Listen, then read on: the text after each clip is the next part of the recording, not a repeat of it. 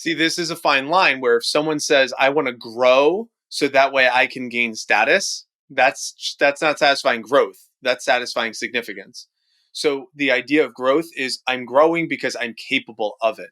It's what I do in private. The idea of what I'm doing in private when no one's watching me, that's real growth, emotional discipline, intellectual discipline, physical discipline. It's the things that I'm doing when no one's watching. That's the real spiritual sense of growth, of strengthening who I am with me. I'll say that one more time. Strengthening who I am with me when no one else is watching. That's growth.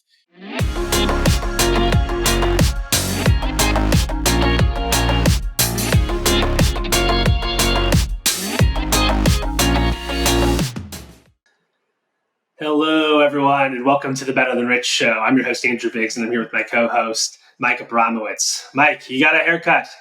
I finally did get a haircut. I did. All right. How's it feel? You lost about 10 pounds on your hair there. I weighed myself this morning. I'm down 1 pound and 8 ounces this morning. From a haircut. That's funny. Well, you've always mentioned the Jew-fro, so the Jew-fro is no more, or at least it's diminished. Just for now, at least. Okay, fair enough. Well, hey, today we are so excited for you to be with us and to go on this journey with us. We're going to be talking about the human needs, right? And we're going to be breaking down kind of like Maslow's hierarchy of needs, talking about the more modern adapted version that Tony Robbins has brought to modern consciousness. And understanding the human needs is so important. And the reason why is because if you understand what your needs really are, you can understand where they're being met and where they're not. And then you can actually course correct your life to be able to meet those needs. And sometimes we're unhappy. Sometimes we're lost. Sometimes we're unfulfilled and we don't really know why. And this is a really good model to be able to point back to say, okay, well, are my needs actually being met? And if not, maybe that's why I'm unhappy, and you can work to correct that. So, Mike, kick us off here. When you think about the human needs, just kind of big picture before we go one by one, like why do you see this as important for someone to really understand? Well, the first time I got introduced to it was at my first Tony Robbins event, 2012, 2013. And it was interesting when we were in a group of 8,000 people. And after learning the 6 human needs, he asked to raise your hand, what is your most dominant need? And out of 6,000 people who said their dominant need, there's probably 80 to 90% strangers in the room that said 2 of the 6 needs were their dominant needs. So the context of this was, wow, our brain is actually wired to satisfy 2 of these needs more so than the others, because that's how we're wired, where the other 4 human needs take a little bit of extra intentionality. And I thought that was really interesting because it was like, wow, I'm not alone on this journey. A lot of other people have this same paradigm as me. Strangers from all across the world, different languages, everything. 80 to 90% said, those are my 2 top human needs. So I'm interested listener, if you could pinpoint which of those 2 needs as we go through this, I think it'll be fun. All right. That's called an open loop. For those of you not in the biz, you've just learned that Mike has given an open loop that we can close a little bit later. So, I'm excited to break down these needs, just to give like a little bit of history with Maslow's hierarchy of needs. Maslow kind of was the initial pioneer of this concept. And, he's a psychologist and did a bunch of research. And what he found was he had a model that had 5 human needs. And if you look it up, you've probably even learned about it in health class or something like that. If you haven't, go ahead and look it up and Google it. But basically, Maslow's hierarchy of needs starts at the bottom. And, his concept was you got to make sure you take care of your physiological needs. And then you can move into like safety needs, things like shelter, things like, having some protection where you can be at ease and at rest. And then that moved into like love and belonging, connection, and like actual social needs, which then moved into esteem, like seeing myself as somebody who has status in the society, somebody who has a little bit of power or a little bit of, is respected in the society. And then lastly, it's the self-actualization. You may have heard that term. That's the highest human need according to Maslow's hierarchy. So there's 5 needs: physiological, safety, love and belonging, esteem, and self-actualization. Sometimes those terms get switched around. So if you're looking at something, it might look a little different, but mostly that's what that is. And self-actualization is about growth and really becoming who you're supposed to become, like fulfilling your destiny and going on that sort of journey. Now, the reason I just kind of preface that is because it is kind of the basis for Tony's model. But the reality is, I think Tony does, did a better job, right? And even though he might not have all the letters after his name, he's probably, the premier psychologist in the world, in terms of actually understanding how the human mind and human behavior works. And so I really like his model. So we're going to walk you through his model here today, one by one. It's slightly different, but it starts at the bottom with certainty, right? And certainty is one of those needs that we feel like we all need, right? And the reason we need certainty is because if we don't, our brain's going to start freaking out, right?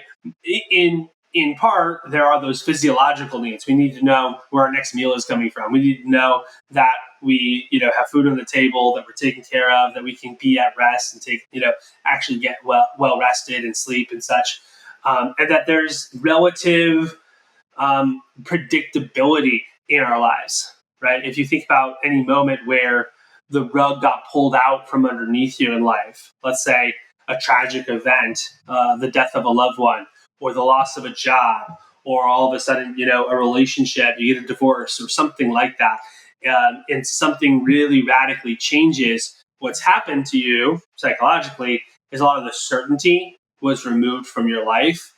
And that leaves us in a place of kind of like feeling chaotic and lost and needing that certainty. Well, because we need to feel like we can have some sort of predictability.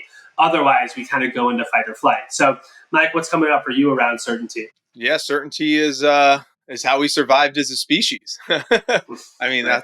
that's how we that's our place for protection. That's our safety zone. The challenge with the certainty is that people try to search and get certainty in sometimes unhealthy ways. So because there's such this desire and this need to know, and I know you and I, Biggs, had this conversation at one point around death and around life, and it's like if we, and you could probably remember how you said it because you said it to me. It was like if an angel came from the heavens and told you how everything ends and what happens at the end of life, would you want to know? And if you did know, how would that change how you approached your life? And it was an interesting question. It was like with that much certainty and knowing, it almost I don't know if I would want to know all of that. And and if I did know all of that, how would my life become better? It was an interesting question. It was an interesting question for me to think back to. I don't know. It's probably 4 years ago. He asked me that question. I still remember it because this desire to know is sometimes not very healthy. This desire to this is where a lot of addictions live. A lot of addictions live in certainty. It's like I know if I get drunk, I feel different. I know if I overeat, I'm gonna feel a little different. If I know that if I fill in the blank, some control, a lot of control happens in certainty. So it's a beautiful thing because it allows us to survive. But when we stay there too long or we crave it too much, there is those potential negative consequences that happen. Correct. And that's why it's at the bottom of the pyramid. It's kind of a necessary thing that we need, right? A relative amount of. But if we put it at the top, right? If we make it the idol of our lives, certainty, I'm going to make all of my decisions based upon certainty. Well, think about that strategy for 15 minutes and you'll find out it's a pretty terrible strategy. And also just recognize that, we want these things. And to the point of the question that I asked you, it's like, being human is actually about, kind of grappling with these questions. It's about the journey. It's about the story, right? That's what being human is about. Like if you were, every single time that you played the pool, you took the shot and instantly every single ball went in and then the 8 ball went in last and you couldn't miss. Would pool be a fun sport for you? You'd have certainty, you'd be really, really good. But would it be entertaining? Would it be interesting? No, we want to grapple. We want to grow. We want to enjoy the struggle, if you will, and be tested. And so if we're only focused on certainty, we're not happy, right? We'll get bored. And if you just think of you're bored, right? and ultimately you feel trapped, right? Because it's like, someone really might be listening right now who's like, man, I really would love to start a business. Man, I don't know if I'm happy in this relationship. I was thinking about putting down the bottle and quitting alcohol, but I don't know. It's tough. I'm certain that I get a paycheck at this job. I'm certain that when I come home at the end of the day, that person, even though I'm not super happy in this relationship, and even though our values don't align, I'm certain that they're still going to be there. Even though, I know it's not good for my health, and I know that I'm giving up my potential when I drink, I'm certain that I'm going to feel a little bit of relaxation, every time I drink. And so I'm going to keep going back to it. And it's like, well, what you're doing is you're just repeating these same cycles. And that's what happens when you wake up 20, 30, 40 years later and you go, what was my life even about? What did I stand for? What did I do? What did I accomplish? Did I ever follow that dream? Did I ever take a risk? And if the answer is no, I think you're going to be, you're going to be in for a rude awakening. So if you're listening to this and you're in that boat, or you've made too many decisions based upon certainty, I want to encourage you to keep listening and keep, really start to question, have you made an idol out of certainty? But anything you want to say on that, Mike, before we move to the next topic? Not on that one, but this is why it's so confusing. Life becomes confusing because of the second human need. So Awesome. We have the first human need, which is a need for certainty. And it's very confusing because we also have the second human need, which is uncertainty. Uncertainty, yeah. So, I wasn't sure if you wanted me to say it or you wanted to say it. So. But that's why life becomes so confusing for a lot of people, because as we have this need for security and knowing, but we also have this need for variety and adventure. So this is where it sometimes people get stuck or confused because it's like, which one am I supposed to want in this moment? And you have this desire to travel, or desire to do extreme sports, or this desire to do different forms of like exercise or spontaneous date nights, and all these cool things that you want to experience. And this kind of is like the fruit of life, and it gives you that dose of excitement to help you feel really alive. And some of it requires a little risk, which is the opposite of feeling safe. So we have this desire for uncertainty, but that's the fun of life, right? So that's the second human need. What do you want to jam on the second human need? Yeah, I would just say, a lot of times these two are in a dynamic tension, right? Obviously, certainty, uncertainty. So it's basically the opposites. And again, what I think is what we need is a little dose of all of these, right? And we want to kind of check right now. Have I been too certain and I actually need to mix things up a little bit? Or have I been mixing things up a ton and like having a lot of fun, and all of a sudden I'm experiencing too much chaos, right? This is kind of like the Jordan Peterson model, if you listen to some of his work, but he talks about, the world is foundationally made up of order and chaos, right? And so it's like order, certainty, chaos, uncertainty. And so these two are kind of the building blocks, and that's why it's not surprising that they're at the bottom of the pyramid of the 6 human needs.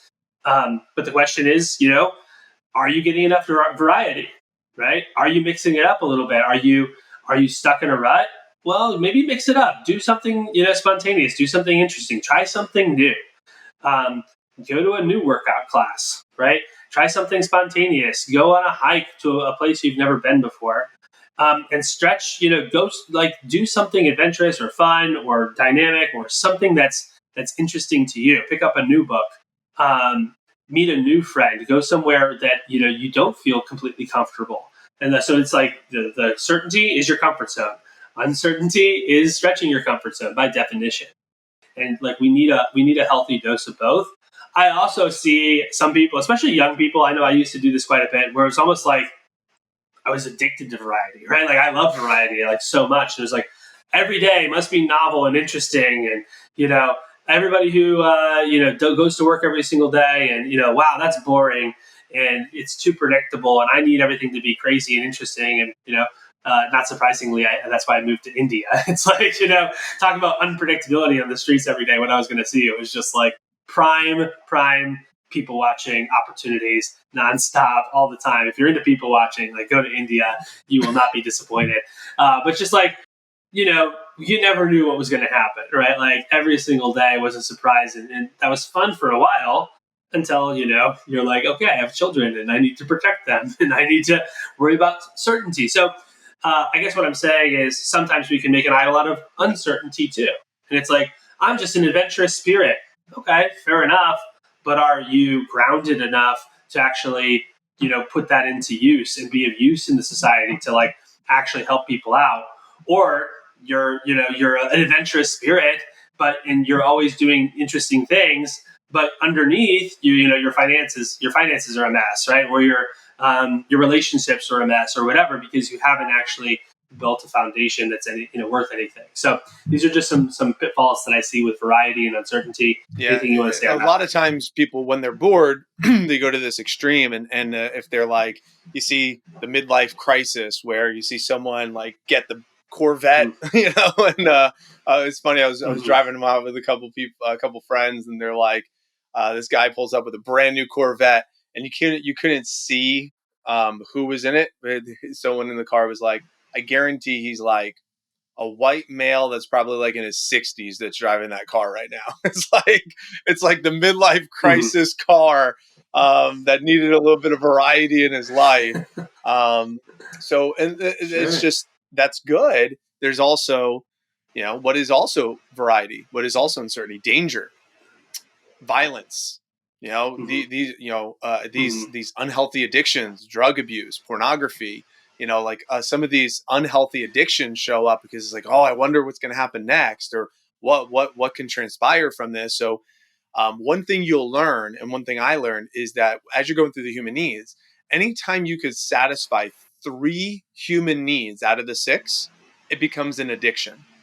So as you the listener listens to each of these, that's why violence and some of these addictions are always going to be here, because they will satisfy 3 or more of the human needs, which is very fascinating. So that's why some things are just always going to be in the world because of this. Yeah. So anyway, yeah. Third.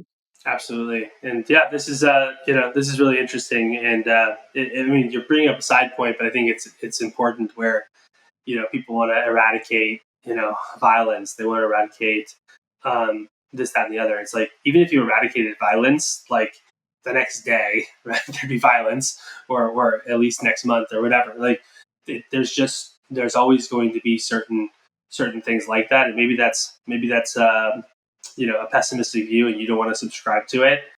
And also, at least in this evolution of our species and what's driving our behavior, it's the correct point of view, in my opinion. And so it's just an interesting side point for us to riff on there for a second. But the third human need, as we're climbing up the pyramid, up the ladder, is significance. And significance, we kind of alluded to it on Maslow's side, but it's like this need to be somebody in the society, to have some respect, to have some sort of power, prestige, to have some status, right? And so why do we have this human need? I mean, it kind of goes back to tribal times, and we think about how we evolved. We're involved in these structures, that are societally set up, and that's really important, right? Because if we don't have any status, it actually threatens, some of the needs below it, right? Certainty and uncertainty, because we don't know if we are going to be, fed if we don't have status. We might get excommunicated. We might get exiled. And if we're exiled, we're on our own in the wilderness against, a very rough wilderness that's not going to be so kind to us, whether it's nature itself or it's other tribes who are definitely not going to be kind. So, thinking about that, we really need significance and status in the society, and that became something that we evolved to need. And we kind of ask ourselves, what's a healthy relationship to that look like too, right? Certainly, if you have zero status and you're like low man or low woman on the totem pole here, in our current reality, you should probably work on that. Like, you should actually work to be seen as somebody who is respected in the society. And sometimes, again, I see people shun this need, and they're like, I'm too good for that. I'm too cool for that. I don't need that. And it's like, no, you actually do. You actually do need some respect and some trust, and you need people, in your life who care about you, who want to be there for you. Otherwise, you're alone at the bottom. And also, sometimes people make an idol out of this one too. So, Mike, what's coming up for you on significance? Yeah, significance, the need to feel important, the this Mm-hmm. need to feel um, like I'm like a worthiness. I'm important. I have some value to add to the world. And when we're born, I mean, we start realizing even as babies. Like I'm seeing this with James. Lindsay told me this morning. I walk into the room and he grabs one of his toys and he starts waving around his toys. Mm-hmm. And she's like, as soon as you walk into the room, he starts waving around his toy. That's his way of saying, "Look at me, look at me. Mm-hmm. I want to be significant." So sometimes someone wants to be significant by bringing humor. Sometimes they want to bring, feel significant because they are like high academics or like an overachiever helps feel insignificant, demonstrating their talents, to being on good behavior. These are ways for someone to like demonstrate their look how good I am, Mm-hmm. which is good because then we have standards. We have standards to kind of constantly achieve and be Mm-hmm. better and be more. And that's where we want to like provide for our family or do meaningful work for our society or create like some sort of wealth for ourselves and some sort of legacy and everything that goes behind that, which is great.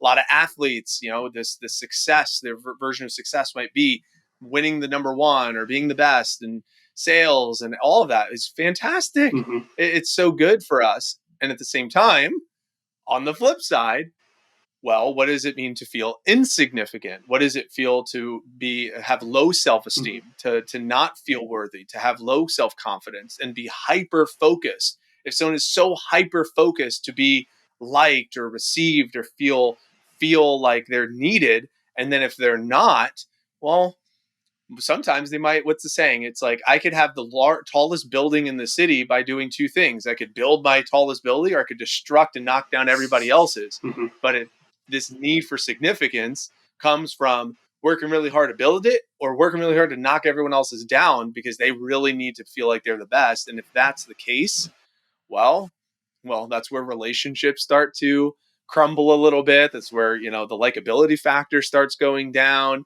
They have a negative relationship with failing. Pride starts taking over. Mm-hmm. You might see it in a kid. If they have a negative relationship with significance, they start like taking the toys from somebody else. It's like, no, those are mine. Sure. They don't know how to share. So that's what shows up for me. This desire and this this desire is a good word. The desire to feel needed, the desire to feel significant Right. and important is great. And like everything else, there's if it becomes the center of everything, the nucleus, there's some downsides to it. Right. And if we look at what happens to people who do get who have very low status, right, who have very low significance in the culture. We think about every single school shooter, right? Every single mass shooter who's ever, done those sorts of atrocities, right? That are unspeakable. As soon as it happens, I can instantly picture, not exactly like what this person looks like, but I have a profile in my mind of who this person is, and so do you, right? It's like someone who was discarded, somebody who had no status, somebody who had very little friends, right? Very little support group, probably didn't have both parents in the home, probably had drugs and alcohol in their family or something like that, or within themselves. Probably had some mental health issues that didn't get addressed. Warning sign, warning sign, warning sign, warning sign, warning sign, warning sign, boom, right? It's pretty predictable, right? Unfortunately, at this point. But what happens is I don't have any significance, but guess what? I'm going to be significant, and I'm going to show you how significant I can be. And I'm going to change. Every single person in America is going to be talking about me today. That's what they're thinking, right? And that's a way of them fulfilling the need of significance, right? Because they didn't have it anywhere else, and they had to find it somehow. That's the absolute worst way you could possibly try to do that. But that's what's going on psychologically. Right. So I just bring that up because it's like we need to pay attention to that. We need to pay attention to who in your life feels discarded. Who in your life can you kind of come alongside? I'm not saying they're the next school shooter, but what I am saying is they need you. They need you to come into their lives. And if you're that person, reach out to us. Like we love having conversations with people who feel that they need support. The thing I'll And just say about say that into the again. fourth human need. Correct. Now, I do want to say one more thing about significance is like we can even turn this into an idol in a bad way and still be doing good, if you will. But it's like, the person who's just like all about their looks, right, or all about their material wealth, or all about like the best achievement that they had and how much weight they lifted in the gym and like how great they are and whatever. It's just like this The person. one upper. Yeah, yeah. It's just like, oh, cool, you made like $6 million last year, Mike. Like, I remember that, 10 years ago when I did that too, and let me tell you about the time I backpacked through Thailand. And it's just like, hey, can you just shut up? Like, nobody likes you, right? And so it's like these people who their entire world is built on status, right? And so they're constantly trying to raise their status by telling you how great they are. So I guess I just want to bring that up because it's like, don't be that guy or that girl. Nobody likes that. What that is just actually it's a deep-seated insecurity that you're not enough, and so you have to show everybody that you are enough and constantly talk about it, and then constantly show yourself with the new car or the new house or the new wife or the new whatever that you want to kind of show off. So if you don't have significance at all, it's really dangerous. And if you make an idol out of significance, even though you look good on paper, you're still not going to be satisfied. We're only halfway up the pyramid. This is not the pinnacle of life, people, right? So please, please, please do not find yourself in that position either. So, Mike, you were going to tee up the next human need. Why don't you go ahead and tee it up? Yeah, I mean, if this person, usually coming back to the school shooter example, I'm just like, what do they need? They feel they have this need for significance of feeling important, but they really are craving and deep down a need is this love and connection, this feeling of that I'm connected to something that's beyond just what is right now to me. That might be a connection to a religion. That might be a connection to another human being. It could be a connection to a pet, connection to an act of service, joining a club, a community of sorts. Like this connection, like Andrew, you talked about the tribe. The hierarchy of the tribe, but then there's like the connection inside the tribe, and that tribe could be the family, that tribe could be the community, and being a part of something that is beyond just me, where significance is all about me. Connection and love is beyond just me. I'm a part of something, so that's how we could potentially offset. That's why those are a little bit opposite as well, the significance and the love and connection. So if we're aware of these 6 human needs and we see someone that's trying to satisfy one in an unhealthy way, we can come in with the alternative, which is what we're alluding to. Right. And so it's like love and connection. We actually need that. And I remember, even identifying a little bit as like a lone wolf, right? I don't know, Mike, if you can ever relate to that, but like kind of enjoying that identity of like, I don't need anybody, right? Like I'm good on my own, leave me alone. And also it's like, it's not really true, right? You actually do have a need to feel loved and connected. And, ironically, it's like, I'm a lone wolf. So I'm going to push everyone away. And then I go, okay, why am I so alone? It's like, well, you pushed everyone away. So what exactly did you expect? And then I had to relearn like how to lean in, how to actually have friendships, how to have relationships like that. Of course, how to open up, in a romantic way, in an intimate way. There's so many people that I talk to, especially young people in the dating world.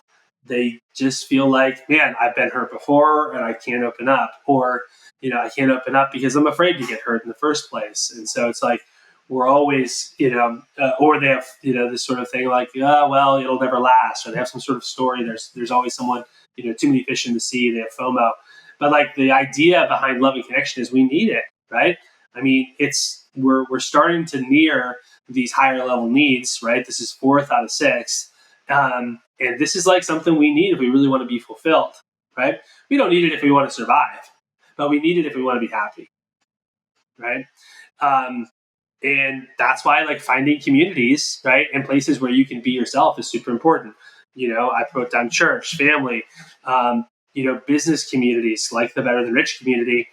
Mike, you've really spearheaded something that you and I are part of, called the Healthy CEO Dad Tribe, right? Where we're, having conversations over WhatsApp on a regular basis. We're meeting once a month on Zoom.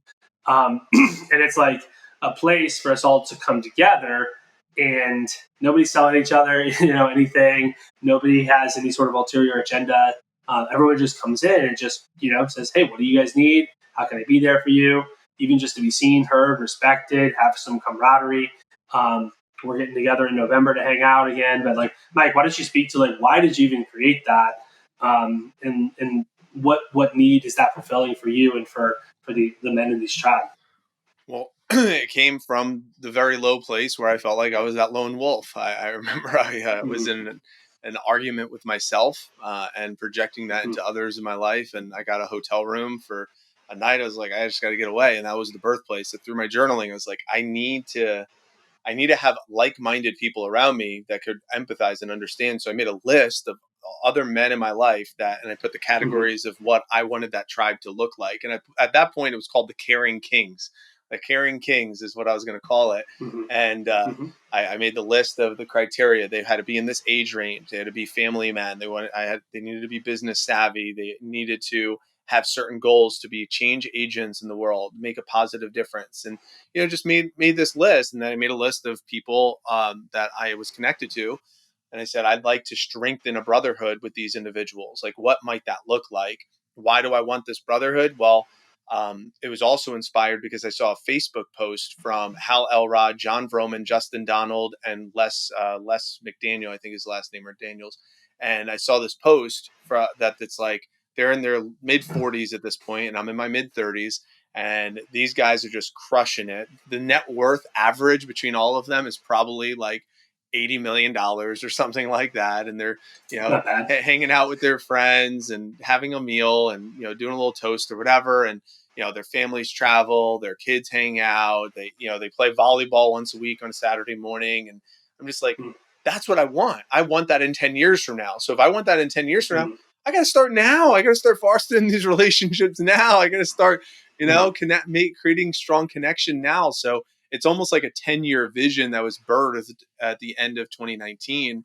And now, we're a couple years in, of just like fostering some of that brotherhood, because I've had these connections, but now it's fun to see some of these other men foster friendships and connections with each other. And it's growing. We don't have I don't think the average net worth is at 80 million right now in our mid 30s. Just yet. But we got another 8 years. We got another 8 years, and it's going to be fun to see how it unfolds. So. Sure. And I think that's the, you think about like, what does it mean to be like-minded, and why do we need like-minded, relationships? It's like, well, we want to have something in common. We want to have something we can relate to with these individuals. And I think sometimes people feel like, especially if you're in this like personal growth world, you might feel like you're the only person in your city, or, but you're not, right? That's the reality. You're not alone. There's so many people who are clued into this. If you just have, start to attune yourself to that. And even if you can't find them locally, how can you find them across the country and around the world? And through the power of the internet, right, you can be connected in a moment's notice. So just keep that in mind. It's also one of the reasons why we go to church, honestly. And, it's one of those things that we've gotten back into the last 3 years. And what we found is that it's really helpful to have people in your life who can ask you interesting questions. We have a small group here in town that we're a part of, and we've built friendships, right? Friendships that we can go out and hang out like locally too, and just, grab a bite to eat or hang out. Or if we need something, I remember like Gabe was being born, and then we had to rush him to the hospital. We were doing a home birth, and we called a friend and was like, hey, can you watch Eli right now? Like, we got to rush to the hospital. And it's just like so many advantages to actually having friendships and community. And a lot of that was formulated through, our small group and such. So, sometimes people are turned off by religion and whatever, but there's so much good that can come from it, right? Even if, there's some like an underbelly to it. It's like, of course, there's an underbelly to religion because it's a church made up of human beings, and human beings all have their dark side, right? And they all have their problems. So don't expect them to be perfect, and you'll probably be just okay. So I just share that because I think it's an So important side it note. sounds like love and connection is just perfect. That's where everyone wants to live. So I just at least want to bring out the possible downsides of too much love and connection, Sure. Good point. because Good point. ultimately when we are become dependent on the community or dependent Mhm. on other people, that's where this learned helplessness comes into play, and this craving for attention, this craving for physical touch, or if I don't get my way, then you could fill in the blank. This is where some depression can settle in. This is where emotional eating can settle in. This type of just rebellious behavior. It's like I'm just gonna seek attention from the people I love most by being negligent, or by causing ruckus inside the community just because I want that attention. So there are some downsides to the loving connection if that's Sure. the need that we're chasing after the most, and we're trying to get it so much and we can't get it, that we almost try to deviate it and do the opposite, by craving it in an unhealthy way. Yeah, that's a really good point, Mike. I'm really glad you brought that up. All the four, kind of needs that we've covered so far, Tony would consider the ego Basic needs, needs, yeah, right? the And then we're ego going to needs, switch to exactly. we're going to switch to the spirit needs. But like, we're still kind of, we've moved out of like the physiological and the, psychological uncertainty into, more of this social, dynamic that we need. But the reality is that we're still kind of playing at this sort of ego needs level, and we need to graduate. So love and connection also shouldn't be an idol either, right? Because especially if it's like a romantic relationship, you put that person at the center of your life. We all have that friend, right? Who it's like they're super cool and they don't have a girlfriend or whatever, and then they get a girlfriend, and they disappear. Right? It's like, and then they break up with their girlfriend. They're devastated. They come back to hang out. So it's like um, don't be that person. Like, have a well-rounded understanding of your life, and don't become dependent on others. So I do want to switch into Yeah, the the top spiritual two, need. right? We got about 10 minutes to dive in here. The spiritual needs. The first one is growth. Okay. And this is where things start to get really, really fun, right? You've satisfied your first four. Let's get to the, where things get really, really fun. And we have this need for growth, right? We have this need for expansion, this need to kind of push the envelope, to become more, to test our capacity against something, and then to strive for a goal, right? To set a goal and then to try to accomplish it. And so, this is hardwired again in terms of like, okay, well, I need to set a goal for security for my family, or I need to set a goal for how many mammoths I'm going to kill this month, or whatever. Then we trace that back. It's like, how many clients are we going to sign? What's our goal? What's my goal? Physically. What's my goal with my health? What's my goal with my finances? What's my goal with my relationship? So we need to set goals and then achieve them. Is the way I look at growth. And if you're not doing that on a consistent basis, again, what exactly are you expecting your life to look like? It's going to be pretty dull and pretty boring. And there's a lot of people out there wandering through life without any goals, without any vision, or maybe they wrote it down on January 1st, but you're listening to this and it's August. Like, get it together. Like, you cannot just set goals and not actually try to actually achieve them. So, Mike, what's coming See, up for this you? is a fine line where if someone says, I want to grow so that way I can gain status, that's not satisfying growth. That's satisfying significance.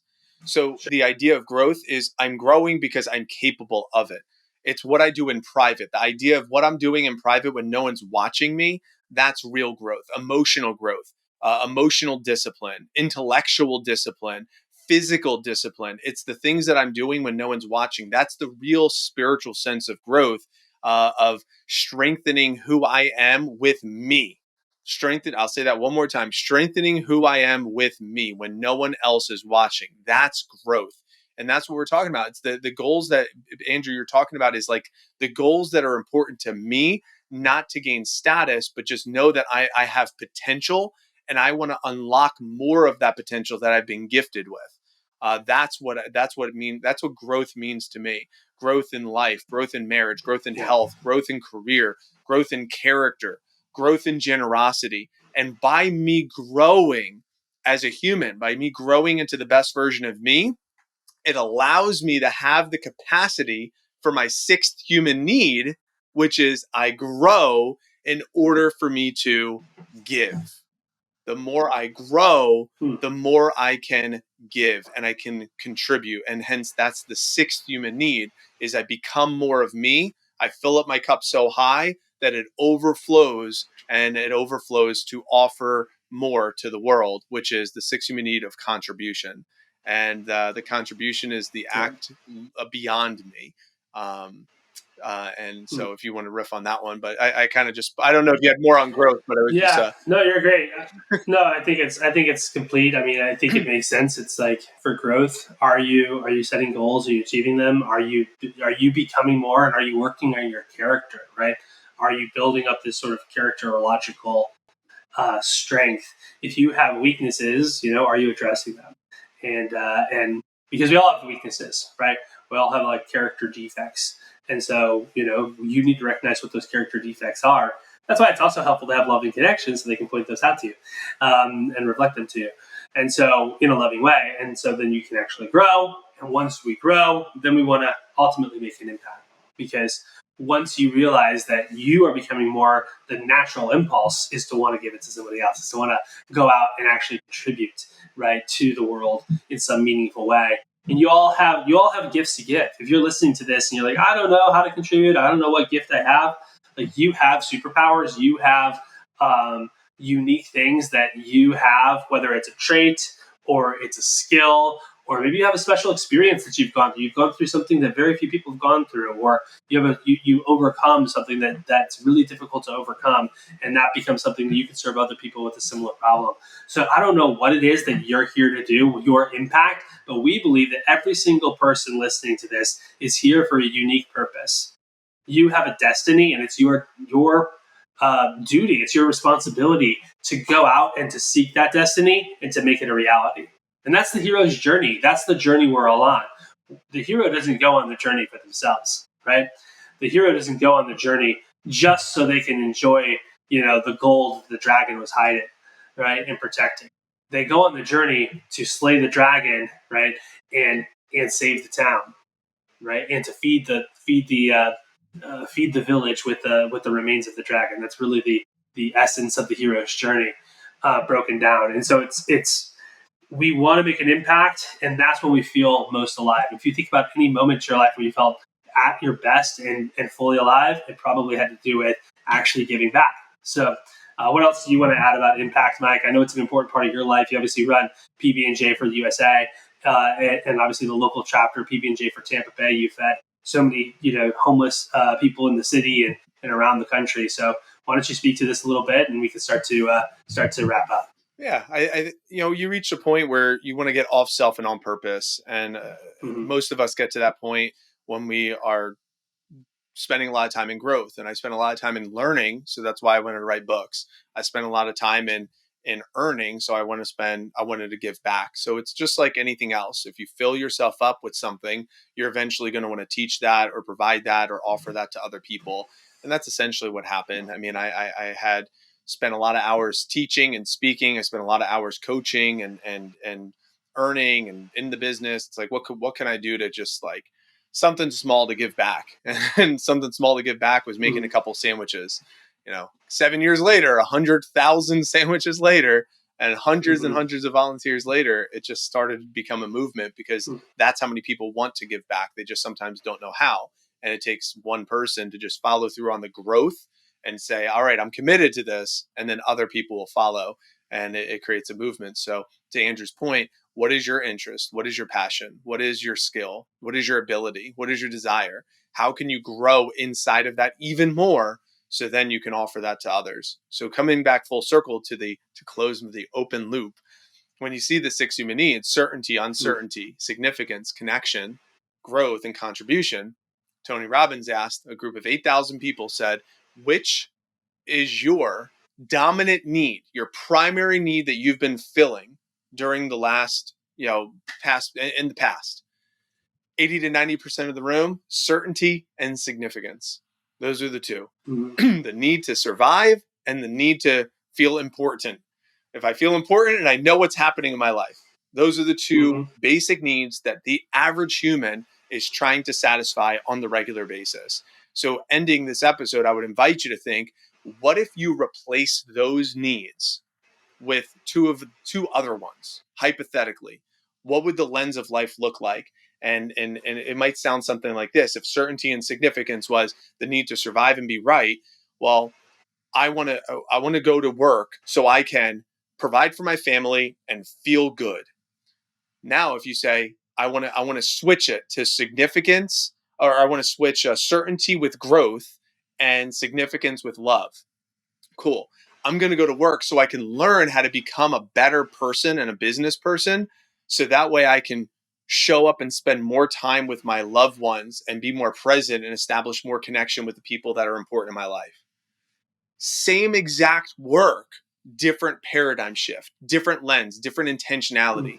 So if we approach the six human needs with intention of who we want to become, and that's the lens in which we operate and which ones we want to satisfy, that's where real fulfillment could start taking place. And we could have a whole episode on how to take the six human needs and how to have paradigm shifts with those human needs on how you can attract more fulfillment into your life.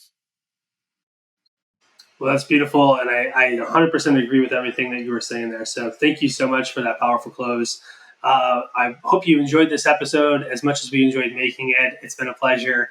Thanks for sticking with us at the end. And remember, until next week, to leave today better than you found it. We'll see you later. Bye.